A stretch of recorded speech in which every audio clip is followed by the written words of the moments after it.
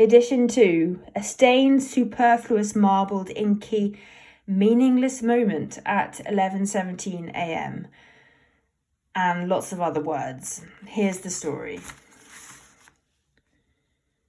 Once upon a time, Elle was gazing naked at a swirling extraterrestrial landscape which had appeared before her, and only her visage. Here she is. Observe her detail: droopy breasts, curly hair, deep-set eyes, large ears. The vista has green, pink, yellow gradations of sorrow, catching Elle, swirling all around her like a visceral coil of asphyxiating sense data. Elle tries to breathe. Suddenly, Elle's consciousness uplifts. She is in the sky, whirling as a deciduous, coniferous cloud-like substance. Whoosh! Sheer nothingness. The air is light, but the cloud, Elle, threatens to drop heavy as caterwauling globules of heavy rain. Can Elle stay afloat?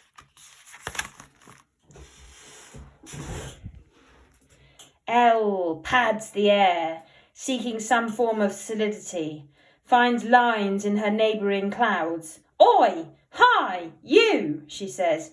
How did you get your boundaries? Where did you find them? I'm desperate for boundaries. Oh, hello, Elle, the cloud replies. We're self-isolating clouds. Very important to preserve distance. We got our boundaries from the NHSE government database. Suddenly, everyone has boundaries, except those existence which Elle is so desperate to avoid. Huge panic, marked flux in the air.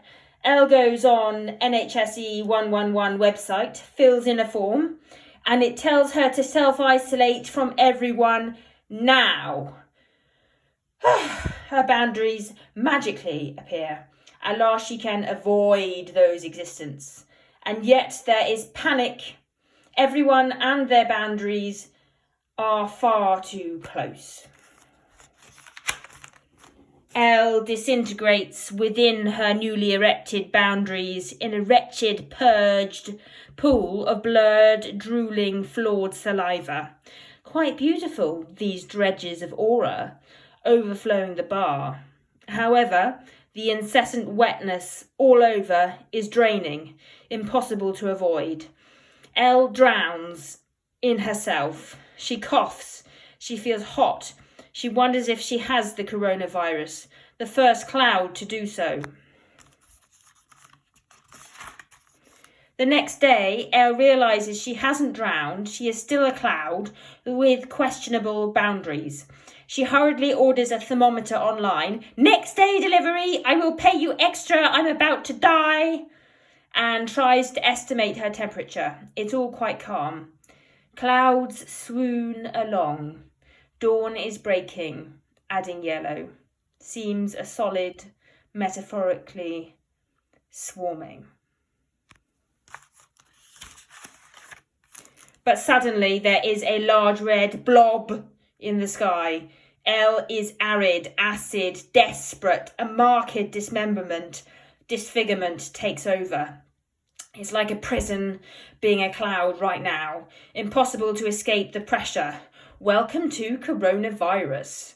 Hard to breathe here, says Elle. Do we believe her? Maybe all this is just an hallucination, or worse, a pseudo-hallucination made up.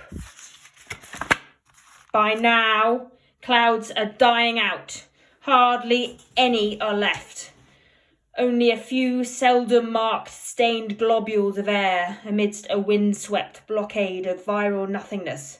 Oh dear, where is Elle? We don't know. By now the scene has transmuted into a green, grassed, desert-like landscape. It sucks us, and Elle, presumably, in. Rills of pocketed water. Drink this water. as Elle does, in case this is our last chance to find something to drink. Lonely, lost, still coughing, hot. Someone says, Elle, stop being such a pretentious, weak idiot. More green, more life? Where on earth are we now? I just want to sit down, eat my sandwich and take check. Pause and reflect. You lot can just piss off. We're still supposed to be self-isolating, clouds, or whatever you are now. Elle is left alone. She sits down and eats a cheese and ham sandwich made earlier, packed up in cling film, and gurgles some fizzy water with ice and lemon. Snazzily suddenly appeared. Suddenly, Elle is in the ocean. Splash! With large globules of sunshine rays absconding from their usual roll situ on the sun. Whooshing tidal waves with splodges of physicalized sun splashing on top of the turbulent sea. How can Elle keep afloat? Elle has never been very good at swimming. She decides, ever impulsive, to plunge headfirst into the dark, wet surface and boom into the down under. She shuts her eyes, takes a deep breath and enters the sheer unknown. Suddenly her anti-gravity path is lit up by stars and light. Elle pinches herself. Is she still alive? What is happening? Elle keeps moving. The scene changes. She is no longer in the sky or the sea. She is on an extraterrestrial planet, 6 light years away from Earth. Here is a place she can settle, can call her own. It's a huge mess. A complex, multifaceted, extraordinary terrain will take Elle her whole lifetime to explore or navigate. But here she is, nourished, safe, connected in herself, the only place she will ever need to call home. The end, the beginning.